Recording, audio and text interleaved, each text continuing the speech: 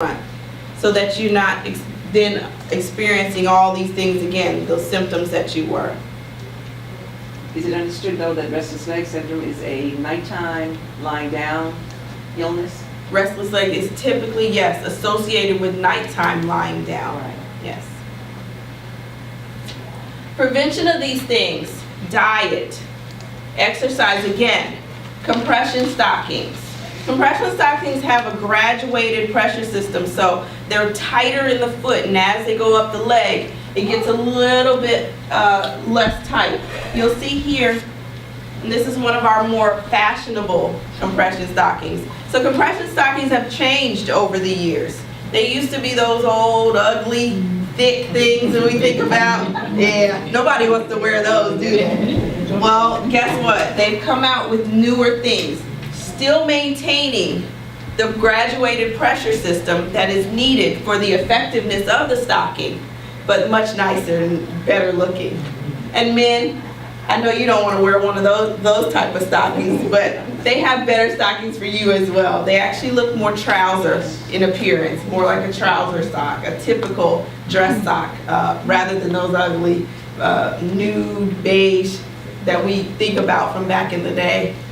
I have one quick question Yes. again. How come it says exercise and walking helps, which is good, I know, because I walk all the time. Mhm. But yet on the other part, it said people that have a tendency to have it were athletes or postal workers that walk all day, or Yes. athletes. Now why is, Like I stated, okay, athletes and postal workers and all those others that were listed on that, Yeah. that side are individuals who spend a lot of time on their feet. right? Athletes may have been, for example, a soccer player, may have been kicked. Well, yeah, I understand So you have things but of that walking- can cause it. Can you walk only- too much is what I mean. 'Cause You I cannot like- walk too much, but remember I also said that these are temporary relieving factors. Right.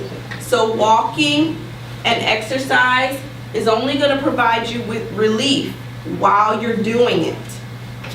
But when you're not walking, when you're not exercising, that blood is not being pumped out of the leg like it should be, and instead it's settling, and then you're having the symptoms that But I you may just wonder why experience. a postal worker, they walk, why would they have more of a tendency to develop it then? Because they are on their feet On their feet. for a period of time. They may have other factors. They may be a heavy individual, Right. okay? They may have a family history of it. So there's other factors too that can be related to it as well. But merely because they spend a lot of time on their feet, they're at more of a risk for developing this. Now, is this 100%? Every postal worker is going to have this, or every person that's been, no, not. But the likelihood is that those individuals are at a greater risk for developing it because they spend more time on their feet. Question.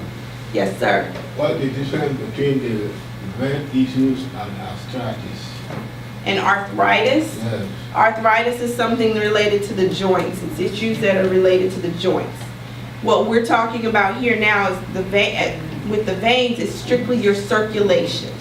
Okay, it's two different, completely different systems.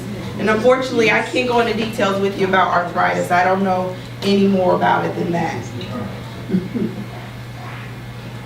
So what are the treatment options for this? If you're having these symptoms, which are, again, what are the symptoms? Itchy, Itchy. tired, heavy, Swelling, cramping, good, good. You all are passing this. We've got some centers. We have centers all over Maryland, but we've got some very close to you in your near community. What happens when you come to one of our centers?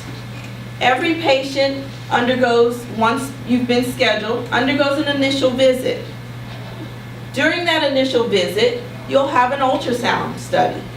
This ultrasound study is what is our determining factor for whether or not you indeed have venous insufficiency. Once that ultrasound study is done, then you'll have a consultation with the physician.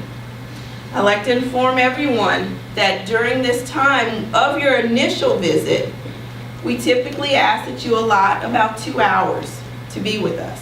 Does that seem like a long time? Yes. but will you come away better informed? And you will have met with the physician during that time. A lot of you have had blood drawn, or you've had maybe an MRI or some other form of test. And what happens? You go and you get that test done, and then you leave the facility and you walk away knowing nothing, right? Well, the purpose of this is when you come to us, we want you to come in, you have the exam, and you walk away knowing everything because you've met with the physician and you've gotten the information while you were there. Doesn't require you to come back on another day, okay? Appropriate treatments are then devised once you meet with the physician. One of those treatment options may be stockings. We may recommend a trial of stockings. Stockings is kind of our, what we call our litmus test, so that if you're indeed having symptoms and we put you in a stocking trial, and with the stockings your symptoms resolve, then we know that the effectiveness of the procedures is going to be at its greatest, okay? Secondly, we may recommend that you undergo vein closing. And I'll talk about that treatment here in just a little bit further, okay? And thirdly, we may not recommend anything at all. Sometimes no treatment is necessary. So in 50% of our patients, we do not recommend treatment. Everybody is not recommended treatment at our centers. After you undergo a treatment, you will come back for routine follow-ups and ultrasound studies, like I said earlier. We want to monitor you very closely so that we ensure the effectiveness of the procedure and also to counter anything that may develop later on. History and physical is one of the things that you will undergo while you're in one of our clinics. They'll ask you about your past medical history.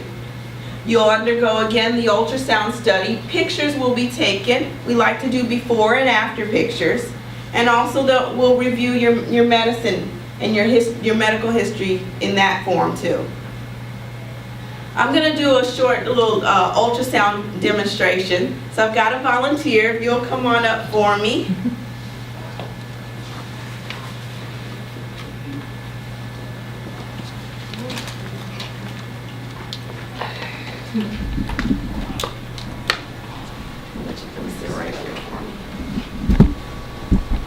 So when you come to one of our centers, again, like I stated, you will undergo an ultrasound study.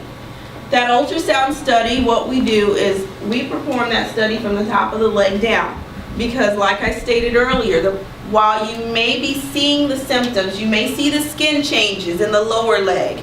You may see the swelling down in the lower leg and feet. You may see the varicosities down in the lower leg. The problem can also come from above, up higher in the leg. So we want to evaluate the whole leg.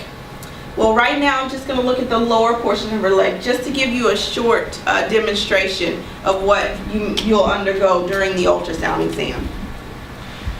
Some gel will be placed on your leg, and this is probably the worst part of it, is the gel, because of the messiness Would this be covered by of it. insurance or Medicare? It certainly is. Yes, and everything, the Yes. visit and all that? and Yes, stuff? it is. Mhm.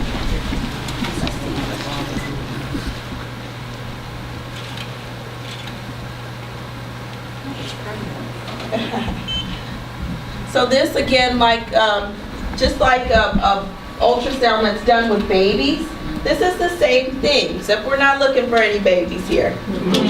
Tell me if you see a baby in my leg. We're going to the bank if we find any babies in her leg. That'll do first. So this is the vein here. It's this dark stripe that you see right through here. All of this other that you're seeing surrounding it is the tissue. What we do is we utilize a Doppler. The Doppler is kind of like what you hear about on the weather. Same thing. We utilize this Doppler, and this Doppler is able to detect the blood flow.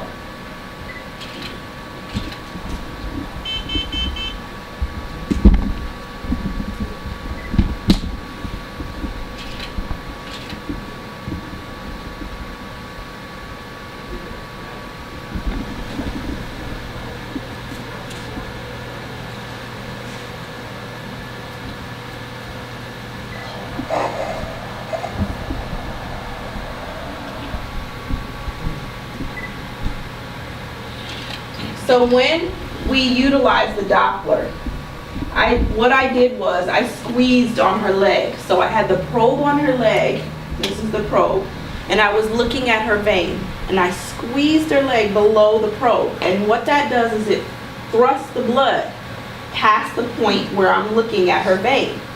And if you look here on this screen, you'll see this is where I squeezed her leg right here. And when I let go, what should happen is those valves should close so that the blood continues to flow in the right direction. But what happened was her valves didn't close all the way, and so some of that blood started to trickle backwards. So you see here, this is the blood being forced in one direction, and then this here is the blood flowing backwards in the opposite direction. So this is what's represented by ultrasound. This is what we see, and this is reflux. Okay? Thank you.